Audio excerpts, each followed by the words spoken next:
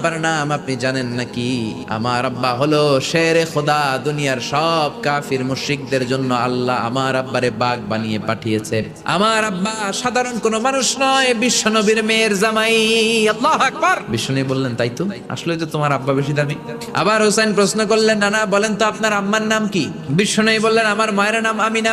হোসেন বলল, নানা জি, আপনার মায়ের নাম যদি আমিনা হয়, জেনে রাখেন আমার মায়ের নাম হলো ফাতিমা।